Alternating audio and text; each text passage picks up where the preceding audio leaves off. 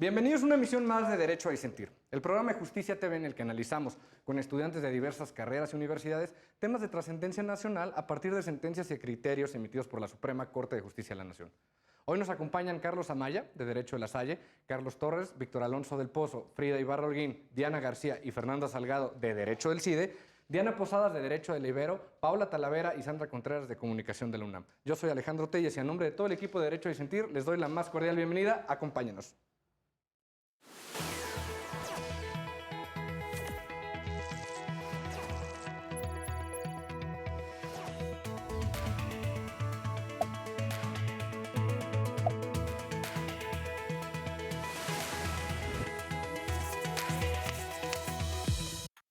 Hoy vamos a abordar un asunto muy polémico y trascendental. El amparo directo en revisión 517-2011, resuelto por la primera sala de la Suprema Corte, conocido generalmente como el caso Florence Cassé. En este caso, la violación del derecho fundamental de los extranjeros a la notificación, contacto y asistencia consular, así como el del detenido a ser puesto a disposición de manera inmediata ante el Ministerio Público, permitieron una escenificación ajena a la realidad.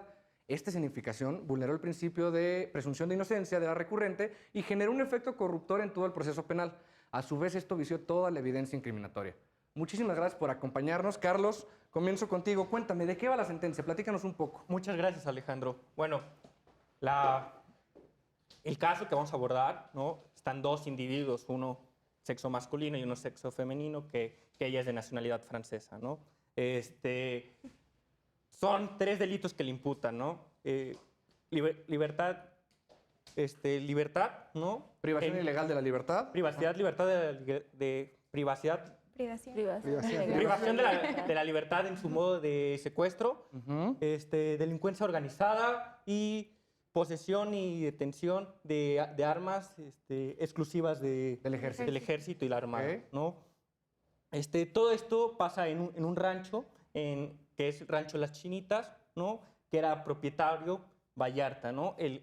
La pareja de Florence Cassé, ¿no? Se le viola su primer derecho, su derecho de presunción de inocencia, ¿no? Y lo más importante o trascendental de este asunto es una escenificación, ¿no? Las televisoras hacen o montan todo un caso que realmente es ajeno a la realidad, y pues eso sería lo principal de nuestro. Frida, ¿qué es esta escenificación? ¿De qué nos habla en eso la sentencia? Sí, bueno, a mí me pareció muy interesante que la Corte empezara justo con esta escenificación ajena a la realidad, usando los términos del proyecto, porque justamente nos relata cómo, aunque Cassé fue detenida como a las 4:30 de la mañana en la carretera Cuernavaca, México, después fue trasladada a Rancho Las Chinitas junto con el otro presunto implicado para montar todo un supuesto encuentro de las personas que estaban privadas de la libertad y una supuesta detención. Un supuesto operativo, ¿no? Sí, un supuesto operativo dentro del Rancho Las Chinitas y la supuesta detención en ese momento y en vivo de Florence y tanto del otro implicado. Y se permite completamente la entrada a dos cadenas, las más grandes del país, a Televisa, a TV Azteca, estuvieron presentes durante todo este montaje. Entrevistaron a las víctimas, entrevistaron a los presuntos inculpados.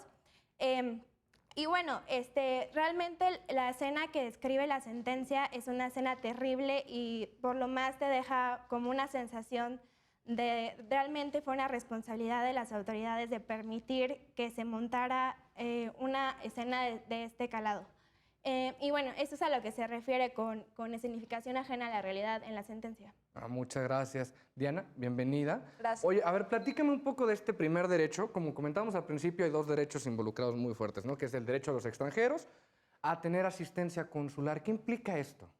Bueno, como sabemos, cuando un extranjero está siendo juzgado en un país que no es el suyo, se encuentra en una relación desigual porque pues no conoce la cultura, el procedimiento judicial, muchas veces el lenguaje que se habla, justamente para evitar como esta relación desigual entre el inculpado y el proceso. Según el Convenio de Viena, los extranjeros que estén en México y que estén procesados tienen derecho a recibir asesoría consular, y pues esto es una herramienta como para que todas las garantías judiciales hacia el extranjero sean totalmente garantizadas y respetadas, para que pueda tener una asesoría totalmente jurídica y técnica y saber a qué se va a enfrentar. Ok, muchísimas gracias. Andrés, bienvenido. A ver, platícame del otro derecho. Tenemos un derecho fundamental del detenido a ser puesto a disposición de manera inmediata ante el Ministerio Público. ¿Qué implica esto? Claro, este es un derecho constitucional. Lo que se pretende hacer con esta garantía es que el momento en el cual el presunto, que es presunto, hay que siempre tener esto en mente, el presunto, porque todavía no hay sentencia que lo diga que es culpable, el presunto tiene que ser llevado ante la autoridad pertinente, en este caso el Ministerio Público, para que pueda comenzar el juicio. Esto lo que pretende hacer es que el momento en el cual una persona sea detenida pueda comenzar todo el proceso y no haya ningún tipo de irregularidades. Ok, perfecto. Ahora, Paula, ¿a ti qué te parece? Bienvenida. antes que Muchas nada. gracias. ¿Qué te parece el papel de los medios de comunicación en esta escenificación ajena a la realidad? ¿Qué te parece? Bueno, lo que pasa es que la opinión pública, que es plenamente un concepto que abordamos en la carrera de Ciencias de la Comunicación, A ver, cuéntame. Ajá. pues se vio trastocada a partir de este montaje de los medios, ¿no? Entonces, por ejemplo, lo que nos dice uno de los autores que revisamos en la carrera es que la opinión pública debe ser analizada a través de una triangulación. El autor se llama Walter Lippmann, que por cierto escribe esto desde 1922. Entonces, esta triangulación nos habla de lo que es la escena de la acción. Por otro lado, está la imagen que se tiene de esa escena. Y después, Walter Lippmann nos dice que está la imagen internalizada de esa escena de la acción. Entonces, lo que pasa es de que al montar todo esto se genera una opinión pública que es un producto colectivo, que es lo que la gente está viendo a través de la televisión. Y entonces, evidentemente, empiezan a generar sus propias opiniones, sus propios criterios a partir de lo que están viendo. Y eso, pues, como bien comentaba el compañero, pues, al no manejar a la chica en cuestión como presunta culpable, todos empiezan a señalar y a exigir justicia a partir de también estar en un entorno en el que en México, bueno, ¿qué podemos decir del sistema judicial, de las deficiencias que tenemos? Entonces, pues, esto aunado a la falta de atención que ella tuvo por parte del consulado y siendo extranjera, pues me parece que fue el problema que generó este clima de opinión, que sería la perspectiva de comunicación que yo puedo dar. Muchísimas gracias. Diana, bienvenida. A ver, platícame, ¿qué es esta presunción de inocencia? ¿Qué implica? ¿Por qué se vio vulnerada en el caso? Cuéntame. Pues mira, imagínate que de la nada te estén acusando a ti como persona que tú cometiste un delito sin siquiera tener una investigación, sin saber qué está pasando realmente. Y la responsabilidad del Ministerio Público es tener una investigación previa. Y la misma Suprema Corte de Justicia en jurisprudencia declara que tienes que tener pruebas suficientes para que te imputen el delito y tener un proceso que sea justo. Entonces, que te digan, eres culpable sin tener pruebas, sin tener un proceso. Y montando toda una escena, Ajá, ¿no? Para exacto. justificar. Además de eso, te violan tus derechos humanos. Primero, la libertad, te violan la honra, el buen nombre. O sea, te denigran esa dignidad humana que tú tienes por derecho. Sí, claro. Víctor, bienvenido. Cuéntame, ¿qué te parece la sentencia? ¿A favor, en contra? ¿Por qué? A mí en términos generales me parece una gran sentencia. Tanto el primer proyecto como el proyecto que se le retorna a la ministra Sánchez Cordero. A mí me parece que en esencia la Corte no tenía otra opción. La Corte no tenía otra opción porque lo que nos muestra este caso es una política estatal de fabricación de culpables en su más grande muestra, ¿no?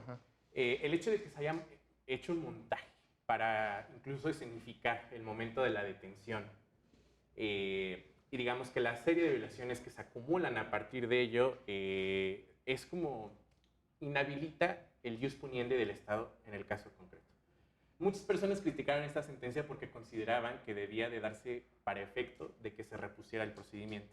Sin embargo, yo digo que la Corte no tenía opción porque ¿desde dónde se tendría que haber repuesto el procedimiento? Claro.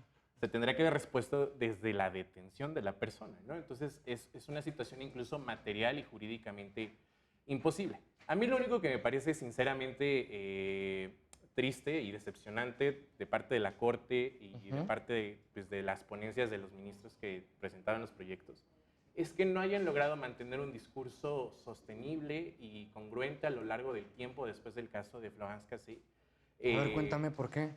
Porque han llegado muchos casos a la Corte, muchos de ellos representados por organizaciones de la sociedad civil que representan a personas que vivieron fabricación de culpables, en donde tristemente el mismo criterio no fue aplicado, a pesar de que eran casos prácticamente iguales, ¿no? Prácticamente iguales en donde la Constitución pues, también fue abandonada prácticamente de forma completa por el actuar de las autoridades, en donde pues, la evidencia se vio pues, completamente trastocada por las violaciones a derechos humanos que se presentan. Fernanda, ¿tú coincides con la apreciación que nos hace Víctor? Sí, claro que coincido, especialmente porque desde el inicio, o sea, aparte de esta fabricación, pues los tribunales que comenzaron a juzgarlos ni siquiera, o sea, y pasa siempre en México, que los jueces no leen precedentes, no se actualizan en las leyes. Entonces, por ejemplo, en estos casos, como ya mencionó Víctor, pues sí, ha habido muchos otros casos en los que no se aplica estos mismos criterios.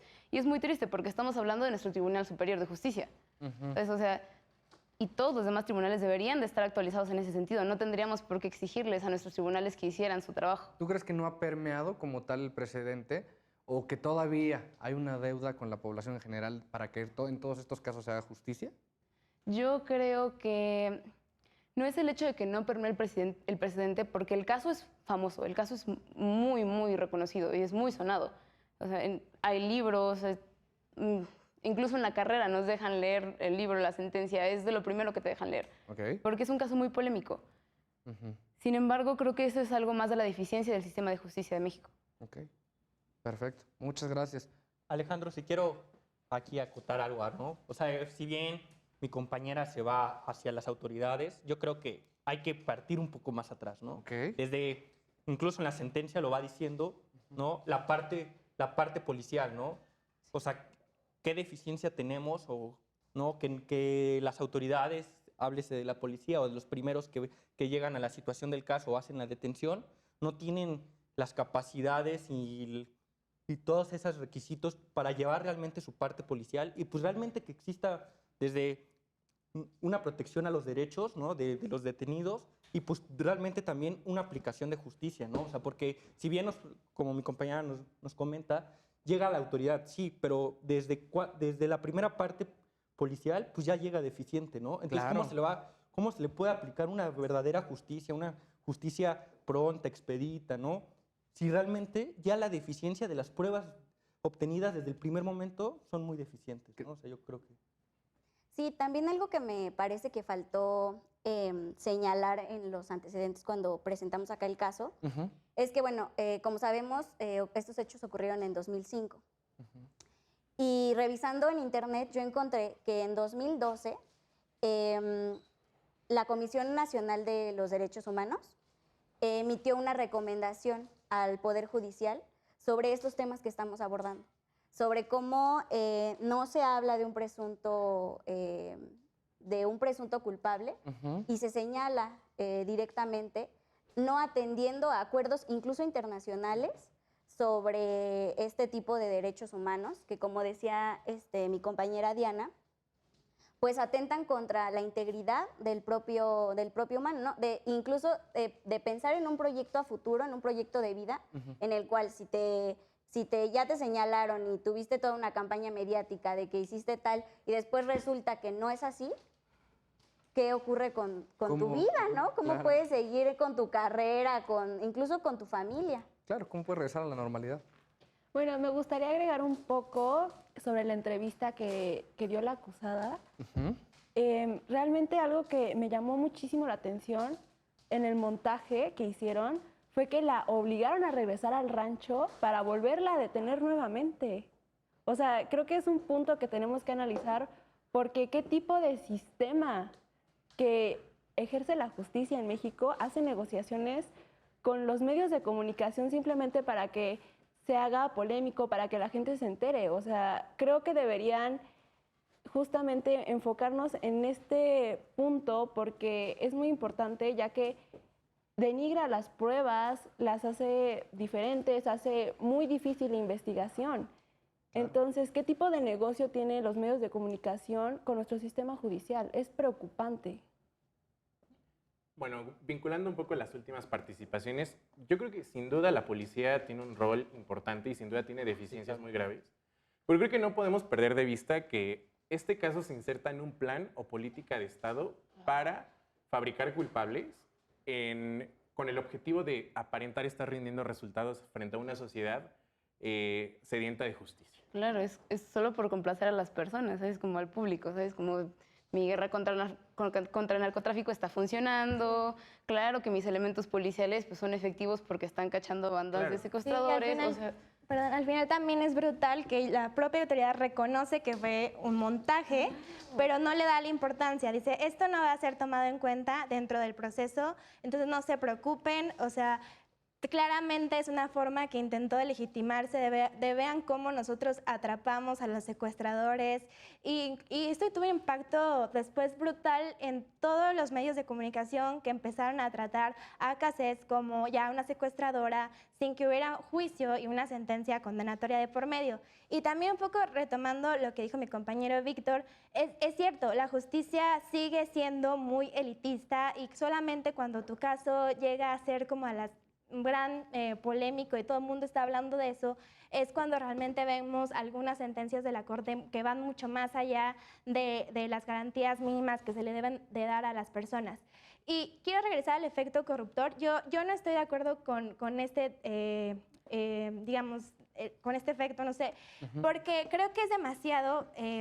lo que pide y al final las consecuencias... O sea, como que es una consecuencia muy amplia. Exacto. Okay. Y al final las consecuencias iban a ser las mismas que si hubiera una regla de exclusión de prueba ilícita que te pide que esté o directamente vinculado con el hecho que violó, que está violando derechos humanos, o indirectamente también. Entonces, creo que si se hubiera aplicado igual en el caso de Cassés, hubiera pasado exactamente lo mismo, solamente que la Corte, pues, lo hubiera tenido que regresar a colegiados y no habiendo ya pruebas suficientes que sustentaran la responsabilidad de Cassés, al final el resultado también hubiera tenido que hacer necesariamente que la liberaran.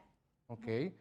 Sandra, ¿a ti qué te parece la sentencia? Pues en realidad yo quería como mencionar con esto de que parece como un juego de comunicación política. La comunicación política está conformada por quienes tienen el poder, que son prácticamente las autoridades, la ciudadanía y los medios de comunicación. Entonces, aquí podemos ver que están involucrados todos estos actores y parece un juego porque justo los medios de comunicación quedan de acuerdo con las autoridades y deciden montar todo esto y lo que da como resultado es una opinión pública que de alguna manera podría estar sesgada. Y está viciada, ¿no? Porque incluso está formada, como decía hace rato Pau, pues por los medios de comunicación. Entonces, porque es lo que tenemos, a lo que tenemos acceso, ¿no?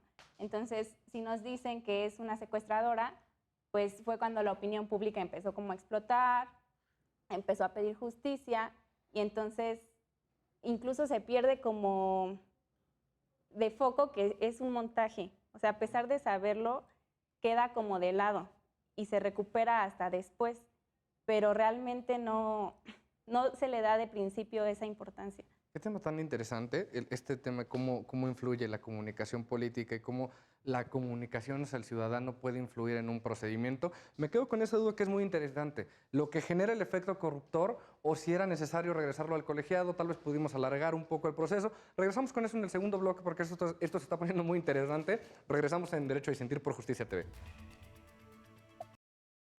Estamos de vuelta en Derecho a Disentir por Justicia TV. Nos quedamos con un tema muy interesante.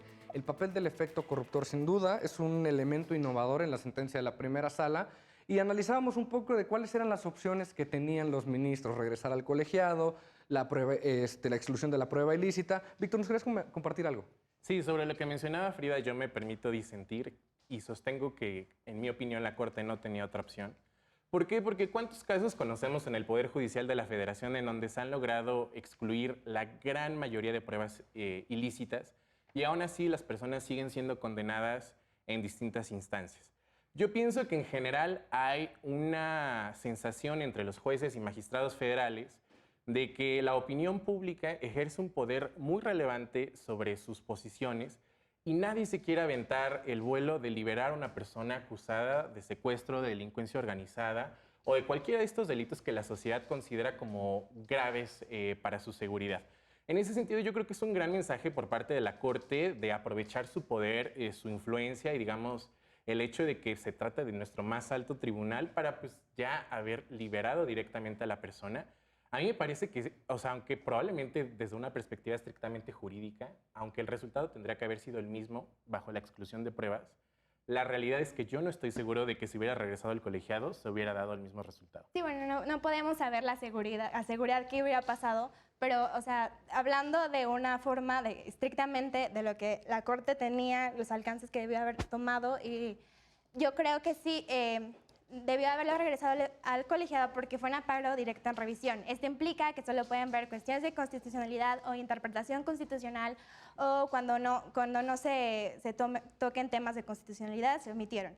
En este caso, entonces, lo debieron haber regresado al colegiado, debieron haber revisado las interpretaciones de qué significa disposición inmediata ante el Ministerio Público, qué significa este derecho de asistencia consular, y entonces, bajo esta interpretación constitucional, hubieran podido demostrar que todas las demás declaraciones posteriores al montaje escénico ya estaban viciadas. Claro, pero es que justo lo que dice la Corte es que la violación a derechos humanos es tan grave que ni siquiera tienes chance de ponerte a analizar las pruebas para poderlas excluir. El proceso está tan viciado, la autoridad actuó de tan mala fe que ya no puedes. O sea, simplemente lo que toca es liberar. Sí, bueno, solamente en eso. También considero que hubiera sido relevante que hubieran detectado qué tanto es tantito, o sea, hasta dónde llega el vicio, o sea, y también que hubieran demostrado qué efecto psicológico te causa, que hubieras visto. O sea, obviamente tiene efecto psicológico y eso no lo podemos negar, pero también en todas las autoridades, en todas las víctimas. O sea, creo que hay mucha predisposición a la Corte al decir ya todas las declaraciones que después se dan, pues tienen cierto efecto sugestivo. Creo que hubiera sido mucho mejor que lo hubiera analizado en este sentido de ver qué efecto psicológico tiene, le hubiera dado muchísima mayor justificación a la Corte de la sentencia y el efecto corruptor no hubiera aparecido solamente como una forma de liberar a Cassés y ya. Como un parche, ¿no? Exacto, hubiera tenido como mucho más efecto y a lo mejor en posteriores decisiones, porque es justo lo que la otra vez estaba pensando. ¿En qué otros lugares se aplica el efecto corruptor de esta sentencia? Y eso es realmente grave y también tiene que ver parte con la forma en que el Poder Judicial está llevando los casos. Yo difiero un poco, ¿no? O sea, si bien lo más trascendente de este caso, ¿no?, es la penetración de las televisoras, ¿no?, de los medios de comunicación. Pero hay que ver realmente, bueno, al aspecto material de cómo se lleva la justicia en México. Porque leyendo la sentencia, pues intentó poner un supuesto lo más inmediato posible ante la autoridad correspondiente a los presuntos detenidos. ¿Crees genuinamente que se intentó poner lo más inmediato suficiente? Si se hubiera intentado poner lo más inmediato suficiente, no hubieran hecho un montaje. Claro. No hubieras tenido autoridades diciendo, o sea, porque justo poner la disposición de un MP, pues es justo para que se evite lo que se dio, que fue como tortura, que torturaron a uno de los presuntos culpables, o sea, agarrarlo de aquí para que forzarlo a que diga, que haga cierto tipo de confesión, o sea, eso no es tener la disposición de ponerlos ante un MP de la forma más inmediata. Tenemos que recordar que los detuvieron alrededor de las 4 de la mañana en una carretera para que los regresaran hasta el rancho. Bueno, eso y es que la a las 6, declaración. casi 7 de la mañana. Pero es que esa es la declaración de los detenidos. Tenemos que ver también las otras declaraciones. Esa es la declaración también Porque de no las se tiene una hora autoridades. Las mismas exacta de cuánto autoridades, fue las tu mismas vida. autoridades reconocieron Pero que lo fue un que sí montaje. lo que sí se tiene es la escena, o sea, ya sabes Exacto. que no llegó directamente de la detención a la Ahí puesta a no hay disposición del Ministerio Público. la más mínima disposición No hay para justificación ponerlos ante alguna. el Ministerio Una Público. completa actitud de mala fe. Claro. Y mira, déjame Por otro decirte, lado, están olvidando y dejando completamente pues el asunto de los periodistas, ¿no? Como bien lo comentaba Sandra, y nosotras que somos especialistas en ciencias de la comunicación y en comunicación política, pues hablaba Sandra de esta triangulación también que existe entre el gobierno, los periodistas y lo que sería la opinión pública o pues la población, ¿no? Y en este sentido a mí me gustaría mucho recalcar lo que pasa específicamente con los periodistas, que, por ejemplo, nosotras que estudiamos en la Facultad de Ciencias Políticas y Sociales, donde se imparte la licenciatura de periodismo, evidentemente tenemos materias en las que nos llevan a reflexionar y a pensar en la ética que tenemos como profesionistas, como periodistas, y que muchas veces, ya platicando con alumnos que egresan, esta ética llega a perderse, llega a pervertirse a partir de que pues ya estás ahí en el ruedo, y me lo han platicado compañeros, que ya en esta práctica profesional te dicen, es mejor omitir ciertas cosas que perder la nota, o es mejor verte sensacionalista, y de esa forma vas ascendiendo también dentro del campo profesional del periodismo. Entonces, creo que fue muy importante que viniéramos como en otro campo de especialización. Claro. Ajá. Porque justamente en este caso se ve ese problema entre lo que es la verdad y lo que es la noticia. Que me gustaría también retomar al autor que estaba citando, Walter Lippmann. En su libro Public Opinion, precisamente él hace hincapié en la diferencia entre la noticia y la verdad. O sea, para él la noticia es hacer particular un acontecimiento. En cambio, la verdad, lo dice Lippmann, es arrojar luz sobre aquello que ocurrió para que entonces los hombres o la opinión pública pueda generar comentarios y tener un panorama acertado de lo que realmente ocurrió. Acá lo que pasó es que me parece que los periodistas cayeron en no dar la verdad, sino en ir a la noticia. Mira, Paola, déjame decirte que siento que la opinión pública es, o sea, su juicio realmente es atacar. La opinión pública nunca te va, justamente al acusado, porque no te deja defenderte. La opinión pública es, si tú ya tienes un perfil por los medios de comunicación, así te van a etiquetar, lamentablemente, y es muy difícil que cambien de esa idea.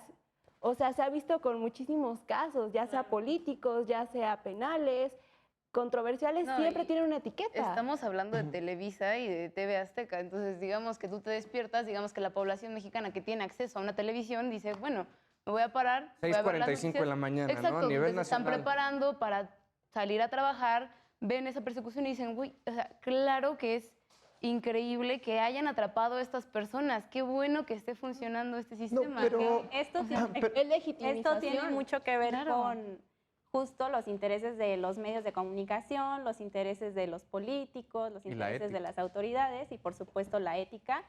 Y que aparte, o sea, como mencionaban ahorita, claro que se buscaba una manera de dar consenso, de dar legitimidad y de dar cierta fortaleza a las instituciones que lo hacen. O sea, porque lo que se buscaba era como, pues sí, legitimar eso, bueno, legitimarse a través de ese montaje.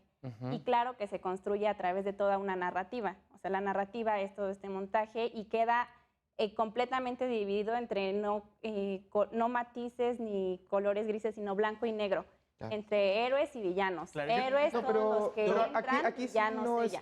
aquí yo sí no estoy de acuerdo contigo con esa idea o sea, entiendo eso de la ética y los periodistas y lo vemos mucho con casos de menores donde no pueden decir el nombre y van y dicen el nombre del menor que fue violado, ¿no? Y ven fotografías, Exacto, etcétera. pero en este caso yo creo que los medios de comunicación realmente sí actuaron bien y déjame decirte por qué. Entonces, creo que actuaron bien porque a fin de cuentas los que incurrieron en faltas fue la autoridad y no los medios de comunicación. O sea, la verdad es que uno puede juzgar y decir, es que el locutor, o sea, no tenía por qué estar ahí, y uno puede decir, el hecho de que haya estado ahí, se nota que hubo una tortura, que no se llevaron al MP como se tenían que hacer. O sea, realmente es que los medios de comunicación creo que en este caso en específico hicieron bien su papel porque logran demostrar cómo hay un vicio detrás de este caso en específico donde claramente las autoridades, y esto se me hace un poco... en este o sea, caso, claramente no, las me parece autoridades que no. querían demostrar que eran pertinentes y que estaban trabajando El y vicio realmente... lo demuestra la cámara, el vicio Es lo que demuestra en la este cámara. El mismo caso- reportero estaba orillando las preguntas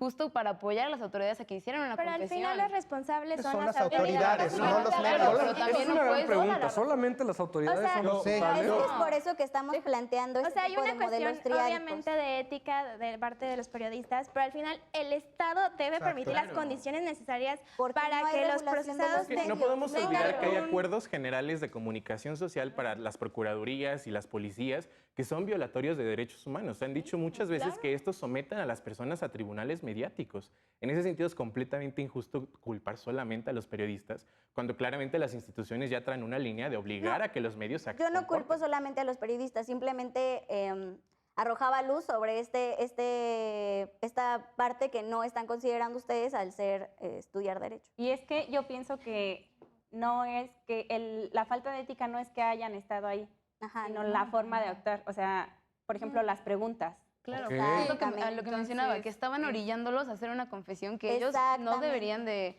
Pero, por O sea, ejemplo, o eso sea, es tú a no lo que yo me piensas, tú refiero. no piensas también como en esta relación que ya, o sea, es inevitable que el Estado tiene una relación con los medios de comunicación. Entonces, por ejemplo, tú dices como de sí, falta de ética que los medios de comunicación estuvieran hecho esto. Tú tampoco sabes si hubo también una coerción por parte del Estado de, ¿sabes qué? Me vas a cubrir esta nota y así, porque Como ya había me vas a comentado, la legitimar. negociación del Poder Judicial con los medios de De comunicación. algún lado sacaron las preguntas. Yo- Sí, yo quiero- tampoco Creo que se sería les- bueno, podemos remitir como absolutamente. pequeño paréntesis, aclarar que no todo corresponde al Poder Judicial. Tenemos un papel de la policía, un papel del Ministerio Público y una vez que ya tenemos toda una investigación, ya se va a ir ante el juez competente, ¿no? Solo para Yo- hacer pequeña aclaración. Yo quiero hacer una acotación. Si bien estamos, y comparto igual la misma idea que ustedes, que estamos defendiendo los derechos de, bueno, de Florence Cassés y su copartícipe, ¿dónde quedan los derechos pues, de las víctimas? Porque no podemos decir realmente que existe, ¿no?, un derecho que no existe ahí, ¿no? O también me van a decir que es... ¿Cómo qué derecho? Pero, ¿qué O sea, derecho? ¿tú crees que Exacto. con la escenificación también se No, pueden no, negar no, los no. derechos? Yo estoy diciendo que si bien yo comparto que es una prueba ilícita como la fue obtenida, ¿no? La parte policial, toda la escenificación, ¿dónde queda la parte de la declaración que rinden los tres testigos, ¿no? En la cual uno de los testigos imputa directamente a Florence Cassés, en el cual dice, ¿no?, que... Que pudieron ser testigos. Ok, fabricados. ya vi tu punto. Tu punto O sea, ¿tú dirías que todo es fabricado? ¿Tú dirías que tu testigo, tu Pues, víctima... es de lo que tu parte la Pero tesis lo del efecto vicia, no corruptor. sabemos, exactamente es el ¿Sabes? efecto corruptor, no sabemos y al no saber, en caso de duda, es a favor del Pero es interesante del el Y es punto que de Carlos. justamente Un dos- principio. Dos víctimas cambiaron Tres, su tres testimonio. víctimas. No, Pero si dos se dan víctimas cuenta, cambiaron el su punto de testimonio. Carlos también nos da a entender que tal vez el caso se pudo centrar mucho en lo que fue Florence Cassés y dejamos de ver qué pasó con las víctimas, ¿no? Y al haber una sentencia, en este caso, del efecto corruptor, nos dejamos de preguntar, bueno, ¿y qué pasó con los demás? ¿Se encontraron a los responsables? ¿Dónde quedaron todos esos derechos que teníamos que salvaguardar de las víctimas? ¿Tú qué opinas, Diana? Pues simplemente estamos en un contexto de impunidad, entonces muchas veces igual es como de, ok, el Estado está haciendo bien su trabajo, por eso está metiendo a más gente a la cárcel y hay más gente en procesos judiciales y todo esto, pero muchas veces que justamente se olvida el derecho de la víctima. Tú dices, garantías judiciales, ok, a tu inculpado, pero tu víctima es como de, Claro. ella también tiene derecho a justicia y es algo que, igual como decían, en este caso, debido al efecto corruptor, es como de, espera, sí fue todo fabricado, también, ¿qué vamos a hacer con las víctimas? Sí eran ellos los responsables, no lo eran. Entonces, justamente esta intervención de los medios de comunicación de una manera totalmente ilícita, pues te lleva a tu caso y también fue una manera de que las víctimas vieron violado su derecho a la justicia. Yo, Alejandro, quiero, bueno, a todos, para mis compañeros, marcar un supuesto, ¿no? Si bien ya en la actualidad, pues ya las televisoras poco a poco van dejando un espacio y, bueno, ahorita ya todo es vía electrónica, ¿no? Ajá. O sea, y mi supuesto es, entonces, si, por ejemplo, en mi casa se meten a asaltar, ¿no? Y pues, alguien lo graba y se vuelve viral. Y los youtubers empiezan a ¿cómo se llama? A comentar. A comentar y pues a imputar, ¿no? Que es un secuestrador, que hizo esto y esto. Dejaría de tener una responsabilidad el secuestrador y tendría que quedar impune el secuestro o el robo que me hizo a mi casa habitación. A ver, O sea, pero ahí no es está parte, ¿no? fabricado. Ahí Implicación de las Exacto, autoridades. del Estado. Estás Y eso ya es fabricando un alguna diferencia un enorme. caso completamente diferente al que Sí. estamos Ajá. hablando, ¿sabes? O sea, eso no cabe aquí porque, pues, secuestró tu casa y digamos que ahí la persona solo documentó lo que estaba pasando. No dijo como, ay, regrésate a la casa y saca algo, ¿sabes? Claro, justo la distinción es que en un caso fue un montaje totalmente fabricado y en el otro sería una expresión espontánea de la libertad de Sí, expresión. y porque precisamente acá Tienes estamos derecho a hablando la de privacidad. periodistas profesionistas. O sea que a lo que yo iba con lo de la ética del periodista, es que precisamente si estamos hablando de que como derecho humano se tiene el derecho de decir que es un presunto, no de decir es culpable, en este sentido también, perdón, pero los periodistas también la regaron. Porque ellos, al cubrir este tipo de noticias, saben que si no hay una condena de por medio, entonces tienen que decir presunto culpable. Y no lo manejaron así. En este sentido, el manejo de la información por parte de los medios también tiene un peso muy relevante en este caso. Y es lo que comentaba también Sandra. O sea, ¿qué clase de, o qué tipo de relación hay entre los medios que lo cubrieron, cómo lo cubrieron, el tratamiento de la información que le dieron y la responsabilidad que tienen para la opinión pública, para generar esa opinión pública, para la gente que los ve? Y queda ahí la pregunta, ¿no? ¿Qué relación o qué vínculo hubo entre esos medios que cubrieron, cómo lo cubrieron y el gobierno? Y aparte- Mira, quisiera regresar un poco al punto que estaba tocando Carlos de las víctimas, justamente de los que se secuestraron, de los que, bueno, de Franz Cassé que tenía posesión de armas. Quisiera regresar un poco a este punto porque entiendo su preocupación de qué pasó con la seguridad jurídica que estas personas deberían de tener. Entonces, siento que es una parte muy difícil de comentar.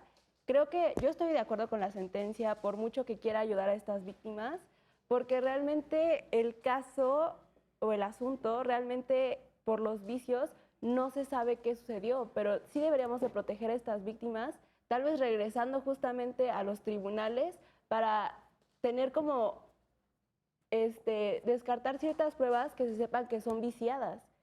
No sé si me doy a entender. A lo que me refiero es justamente intentar limpiar, por así decirlo, estas pruebas contaminadas y regresarse a los hechos en principio antes de que llegaran los medios de comunicación para darle seguridad a estas víctimas que no se sabe qué sucedió. ¿No? Sí, la exclusión de pruebas que estuvieran viciadas tiene que ver con intentar regular el actuar de las policías, de todos los involucrados en el proceso penal. Y eso es fundamental porque, como dijo Víctor, hay toda una estrategia de fabricación de culpables. Imagínense si dejamos pasar en este caso que hubo un montaje que todos vieron y que Cassés quede todavía en prisión sin realmente saber qué pasó, o sea, hubiera sido una consecuencia devastadora. Y a todos nos conviene que los policías tengan cierto reparo por la ley y no te vayan a grabar y a montar como si fueras un secuestrador. O sea, hay que entender la importancia de que se respete pues todo el proceso, Claro. de que no te traten como secuestrador, que se respete el principio de presunción de inocencia. Y yo entiendo muy bien toda la preocupación de las víctimas, pero creo que ese es un tema aparte. O sea, creo que hay que enfocarnos que las policías tienen un deber de actuar bajo toda legalidad y en este caso no ocurrió. Y eso es un problema que nos incumbe a todos y que a todos nos puede pasar que algún policía en algún momento nos extorsione, etcétera. Entonces, el Estado tiene un deber pues, de regular el actuar de sus autoridades. Sí, sobre el tema de las víctimas, yo diría que en tan dado caso, quien le falló a las víctimas no fue la Corte, Exacto. sino que fueron todas las demás autoridades involucradas en el asunto que orquestaron la detención y que toleraron mantener a una persona culpable pues, en proceso, ¿no? En ese sentido, yo creo que pues no se puede pedir justicia violando la ley. No se puede pedir justicia. No, Pero pero qué aparte- tema tan interesante, creo que esto nos va a dar mucho de qué hablar, Claro, creo que un tema, todos exacto. brincamos con ese tema. Regresamos con eso en el tercer bloque, es un tema muy interesante. Seguimos en Derecho a Disentir por Justicia TV, el debate se está poniendo buenísimo, regresamos en breve. Estamos de vuelta en el tercer bloque de Derecho a Disentir, el tema se está poniendo muy interesante. Hubo una frase muy controversial y creo que todos brincamos un poco. No se puede pedir justicia violando la ley. Carlos, ¿quieres comentar algo al respecto? Sí, claro, bueno, yo difiero de mi compañero, ¿no? O sea, el máximo tribunal, él comenta que el máximo tribunal fue el que no le falló a a los secuestradores, pero sí a las víctimas, No, al ¿no? contrario. No digas secuestradores. No, o sea, no le falló a los secuestradores porque sí les No, dio- pero o sea, es que no son secuestradores. Pero es que no le falló. Acabar de Estás cayendo en justo lo que estamos criticando acá. O sea, es que no les falló a los secuestradores, porque a ellos sí les respetó su derecho, ¿no? Es lo que estamos... a los es lo que, presuntos. a los presuntos secuestradores, ¿no? A los presuntos Respetó el secuestradores. Estado de Derecho. Bueno. En esencia, eso fue lo que hizo. Pero tú dices que no se puede pedir justicia violando la ley, ¿no? A mi pensar, bueno, queda como en presuntos, obviamente regresamos a esos presuntos, ¿no?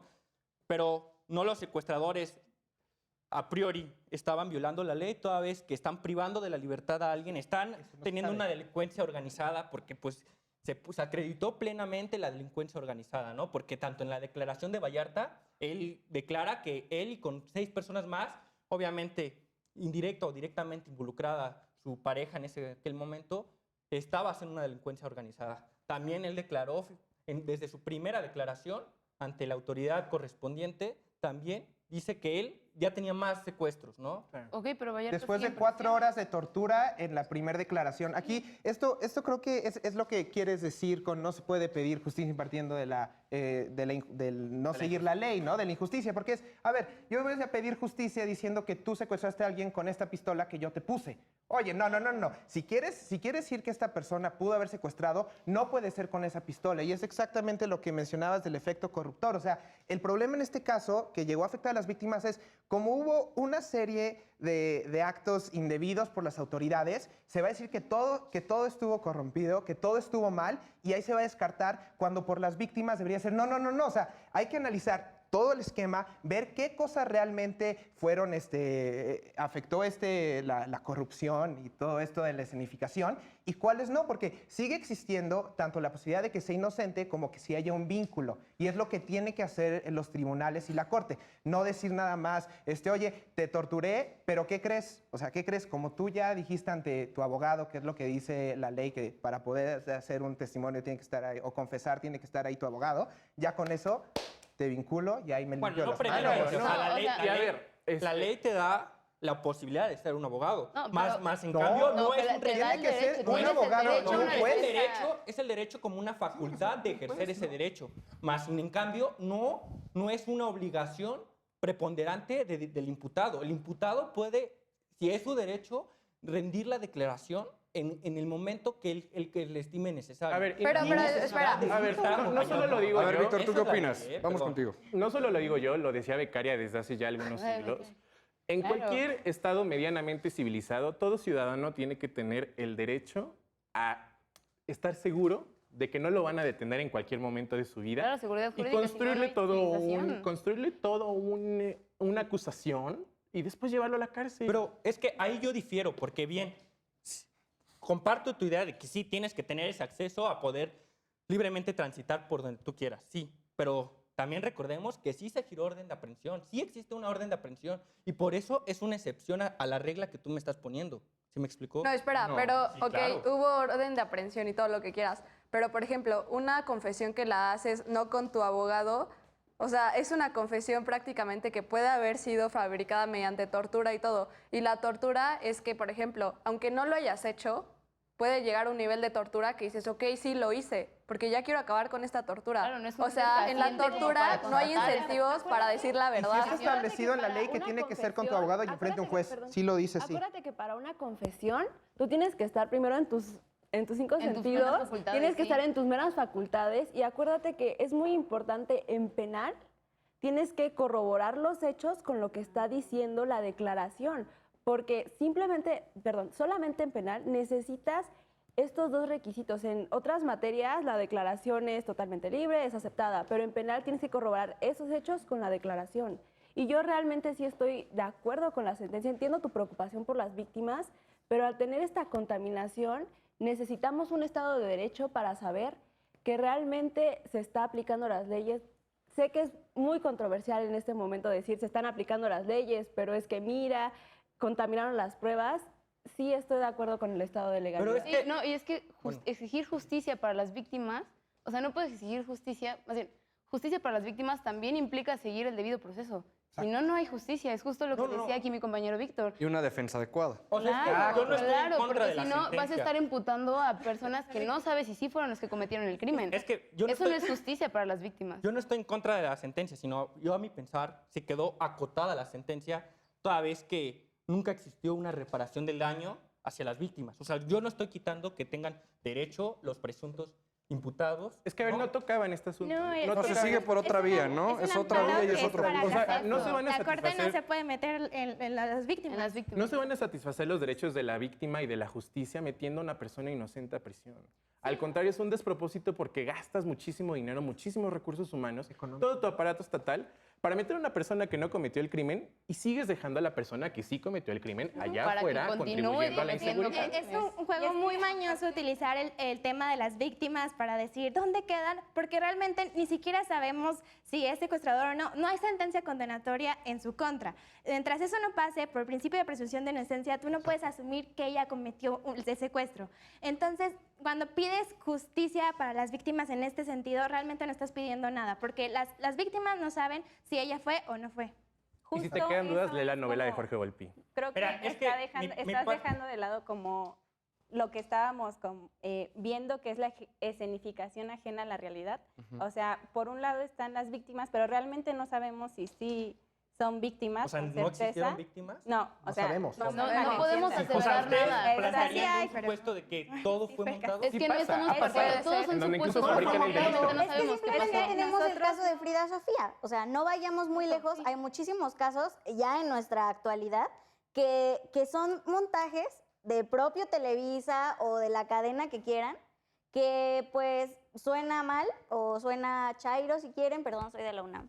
Pero pues sí son cortinas de humo. O sea, estamos partiendo del sentido en el que ya pasaron muchos años, ¿no? Pero en ese contexto, ¿qué había detrás para crear una noticia de la envergadura de la que estamos Y analizando? aparte tomar en cuenta hace cuánto fue. Es O que- sea, en ese tiempo teníamos prácticamente todavía persistente el duopolio Televisa, TV Azteca, y todo orquestado por la Por el Estado. televisora en compañía de las autoridades. Entonces, creo que no hay que perder de vista eso. Ahorita ya tenemos más apertura, tenemos más medios, tenemos más acceso. ¿Pero tú crees que cambiaría en algo Pero- la sentencia en estos tiempos, considerando que ya no hay un duopolio? No hablo de la sentencia, Ajá. hablo realmente de la orquestación. Ok. O sea, ese es mi punto. O sea, la sentencia creo que no tendría, si volviera a ocurrir en este momento, no tendría por qué cambiar porque se volvería a violar lo mismo. Ajá. A lo que voy es, El impacto. el impacto de decir, o sea, nosotros cuando vemos una noticia, ahorita la podemos seleccionar porque no nos dicen algo y no nos lo inyectamos en la cabeza y lo repetimos, sino nosotros tenemos una exposición selectiva. Nosotros decidimos qué medios ver, qué periódicos leer, todo. Ujú. Pero si nos regresamos al 2005, pues... Era otro contexto completamente. Por Claro. supuesto. Entonces estábamos bombardeados de la misma noticia, narrada de la misma manera. Sí. Entonces, el punto, creo que, claro que las víctimas son importantes, pero el punto es que se orquestó, se hizo un montaje y fue completamente ajeno y no sabemos realmente cómo ocurrieron las cosas, porque incluso todo el arresto y demás fue completamente falso. Diana, ¿tú coincides con este tema del efecto corruptor, de dejar al lado toda la evidencia incriminatoria por esta escenificación? Es que tenemos que poner como matices. Hay efecto corruptor donde sí puedes dejar cierta prueba ilícita fuera del proceso, no la vas a tomar en consideración y seguir. Sin embargo, lo que comentábamos era que esta prueba ilícita fue de una magnitud gigante. Es decir, todo el proceso, vaya. Sí, o sea, de orquestarlo en todas las televisoras, de aparte, primero agarras al presunto culpable, después, 3 horas después, que quién sabe qué pasó, lo vuelves a Al rancho, poner lo llevas al rancho, luego vuelves, ¿sabes qué? Te voy a volver a agarrar. Y voy a volver a hacer esto y lo que quieras, te voy a volver a hacer aquí. O sea, es toda una actuación. 35 horas sin asistencia consular. Exacto. O sea, 35 horas, tú no sabes lo que pasó en ese momento. Entonces, justamente por esta incertidumbre, ya no podemos partir de una hipótesis de puede que sí sea, porque ya, o sea, incluso, o sea, racionalmente dices, si tuvieron las agallas de montar todo eso, de pasarlo en televisión, ni siquiera sabes si agarraron a cualquier persona que vieron en la carretera o si de verdad tenían algo que ver. Que también resulta bastante interesante el punto que tocaba Frida, ¿no? Que era el tema de, pues sí, la selección de prueba ilícita tal vez nos hubiera dado para una sentencia más grande y un ejercicio ponderativo de decir, a ver, esta sí, esta no, vamos a analizar prueba por prueba. Alejandro, una acotación, siento que se le debería de imputar tal vez a las autoridades para la justicia de las víctimas, porque una responsabilidad a las autoridades y no realmente a las personas que están acusando, porque quien llevó mal el proceso fueron las autoridades en el momento de investigación, que estaban totalmente viciadas, como acabas de decir, una barbaridad, si me permiten decirlo, una barbaridad en este montaje que no sabes que fue real, que no sabes si los regresaron, si ya los tenían ahí previsto el lugar para detenerlos. Entonces, Ahora sí se también, debería de montar una en esto, responsabilidad. O sea, de la responsabilidad de las autoridades. O sea, también me gustaría señalar que dentro de nuestra especialización en comunicación política, la gente suele creer que nada más, si dices, estudio comunicación, o sales en la tele o eres periodista.